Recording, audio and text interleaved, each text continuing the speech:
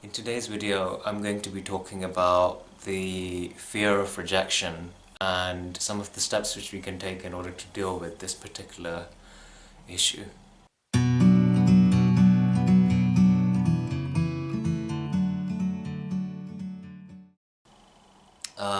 If we examine basically our lives, certainly if I examine my life, I'll be able to trace 4 or 5 key stages in my life where I felt a strong sense of rejection. And within those 4 or 5, some of them were regarding relationship, and then others were regarding work or academia or professional related thing. So for example, when I was younger, I tried to get into medicine school, and this was something which was an inspiration of mine for quite a long time, and I didn't make it. And that felt like kind of, that would be, I suppose, I would classify that as a kind of professional or work related or academic rejection, And relationship wise, there was someone I liked, I remember, in my first year of university, and again, it just didn't pan out as I'd anticipated. So that would be a kind of an example of relationship rejection. That was kind of my first one. So that kind of left something. So as I was making notes for this and I was thinking about this, I think to sort of try to examine and get a better grip on the potential mark which rejection may have left on us from our past, I think one really useful tip which can help is, first of all, to try to be mindful of or aware of where it is that you may have felt rejected, because I think a lot of the times we're not even willing to admit that to ourselves. And so the first thing which comes to mind when I'm sort of talking about this is being mindful of the fact that, are you actually even aware of the areas where you may have been rejected in the past, or where you may be afraid of being rejected, Are you even honest about that? Because when I was making the notes with this, I realized lots of times I'm not honest about that. I don't even realize that I'm being afraid of rejection in that particular moment, I'll tell myself something entirely different. So the first thing I would say is to become aware of where it is that you've been rejected in the past, where it is that you feel you're afraid of being rejected now. I suppose we're focusing on the past, so let's just say that think about 3 times, and this was something which came to my mind, 3 times, 3 significant times in your life where you felt rejected. And I think it might be actually helpful for you to write this down and maybe journal it or think about it. Journaling is better. I don't personally like journaling, but I think it can be very useful. So write those 3 moments down and then journal how you felt during that time and who were you. What kind of a person were you? What was your sort of essential quality at that time when you felt that rejection, What was it that you were aspiring towards? What was it that was energizing you and giving you life? And then subsequently, after the rejection, you felt that that was taken away from you. What was that feeling? Who were you then at that particular stage in your life? So write the rejection and then write who you were and then write what the rejection made you feel. So you know who you were, you know what happened, and you know what the rejection made you feel, and then you have that now in front of you. Now often, as I was thinking back to my moments, I gave you the 2 examples of med school and the relationship rejection in my first year of university. I realized, and thinking back to it, I realized that I think a lot of the times what we may be doing, if I examine myself, and maybe if I try to also examine other people, is that we kind of end up telling ourselves stories about who we are now, that this bad thing has happened and how we're going to cope with it, So for example, not getting into med school means that I stopped trying in things. I just didn't, I didn't exert effort in anything. And to be honest with you, even now, I kind of struggle with that, and I'm now only beginning to try hard in things now, and that was almost 10 years ago.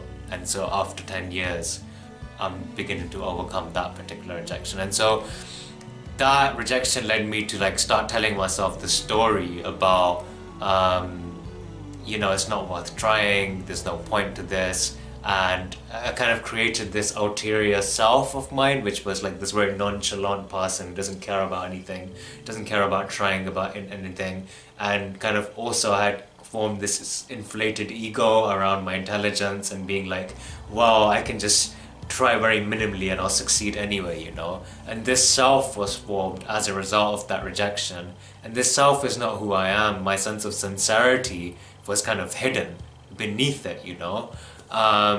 Because I was telling myself the story, or created this alternative self, which I thought would mean that I'll never get hurt again. This was like my defense mechanism, and a whole sense of self or personality was formed as a result, you know. And so I wonder, if you think about your rejection, you may find something similar there. Maybe you found that you've created a sense of self after that rejection as a way of defending yourself or protecting yourself from feeling that same pain again. But my qualm with that is that the sense of self which is created is a bit of a caricature because it's scared and it's defensive and it doesn't want to face that pain again, and as a result you might be neglecting things which are really genuinely meaningful and important to you, which is not a nice thing. And B, even if you have created that self, it's not to say that that self won't now be rejected, you know. And it has been rejected.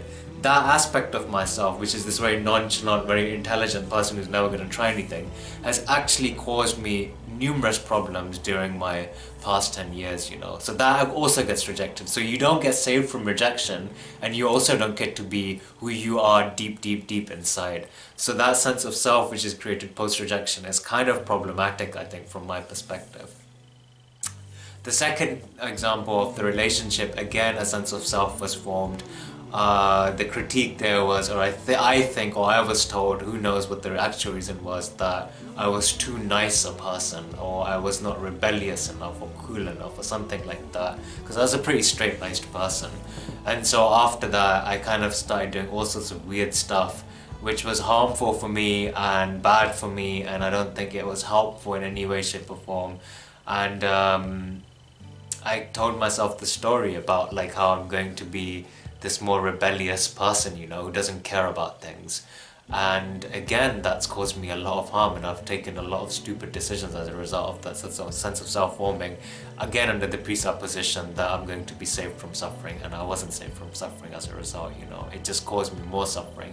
That sense of self was then rejected, and it becomes a very strange process, I think, then, because your deep sincere self is hiding somewhere beneath, and this ulterior thing which you formed is again getting hurt. So that's an example of how I formed a sense of self post the relationship rejection.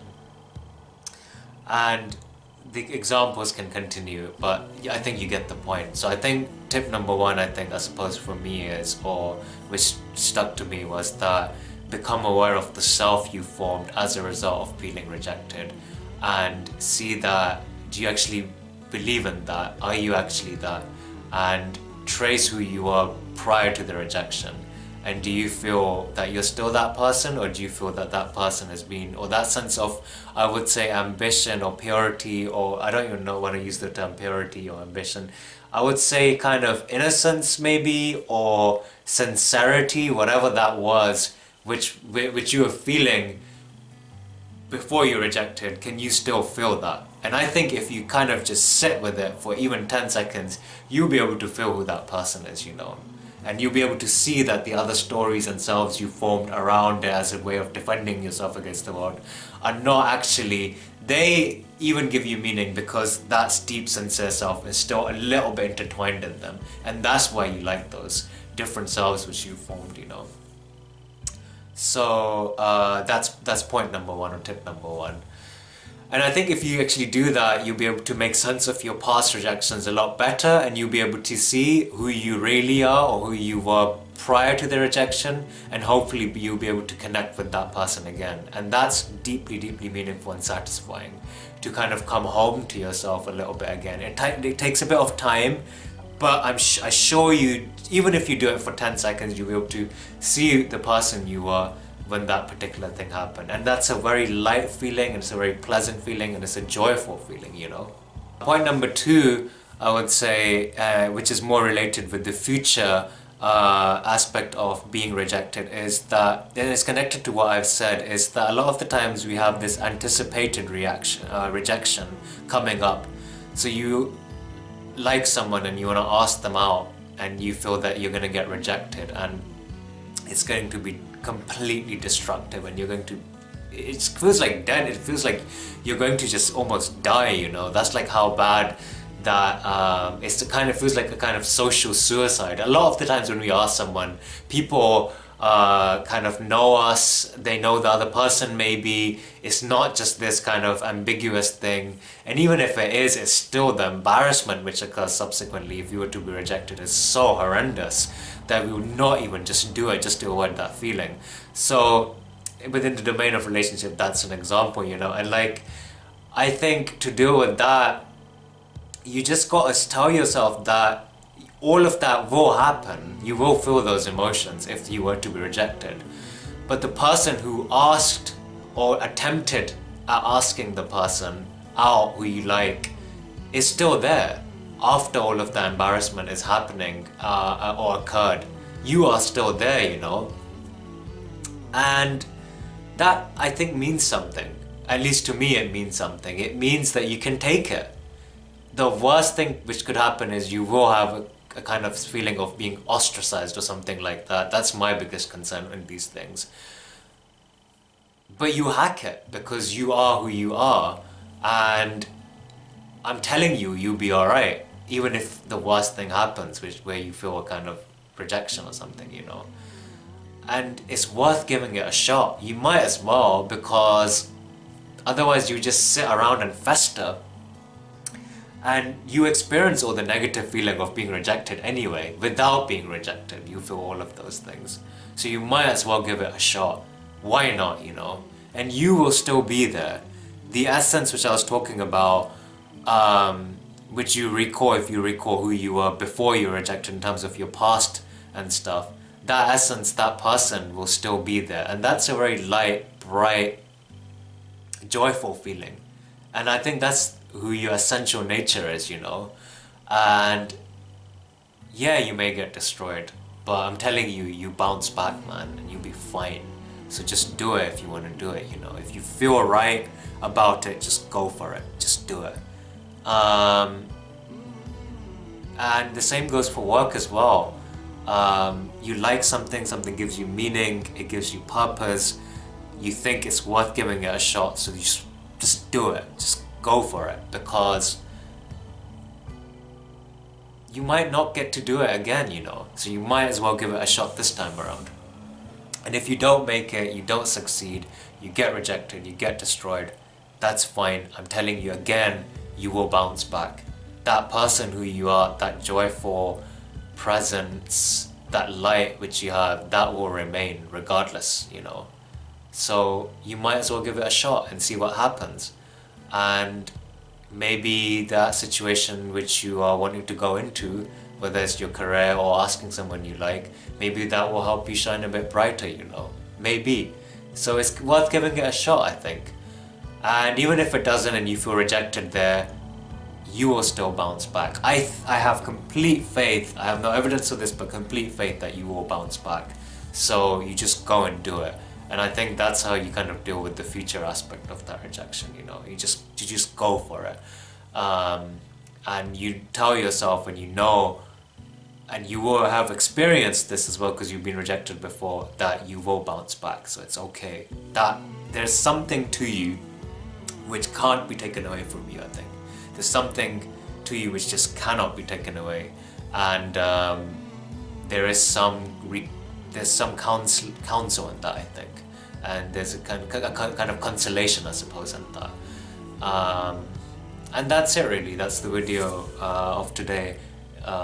Just to kind of sum it up, look at your past and write 3 things where you feel that you may have been rejected, 3 significant moments. Remember who you were before you were rejected. Really remember who you were before you were rejected, and then highlight what the thing which rejected you was, and then if you'd formed an alternative self as a defense mechanism, you know, subsequently.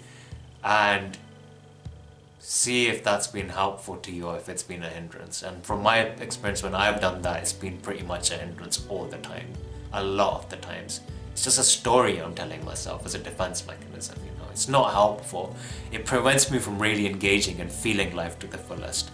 And then the second thing which I was saying was, if you feel like in the future there's something you want to go for, just go for it, because there's something in you which can't be taken away. And honestly, if you examine your life, you realize that I'm not just saying a pretty story, because there have been times when you've been rejected before, and even now, if you feel deep inside yourself, you are who you are. Your essential nature remains with you always, man. It just always remains with you.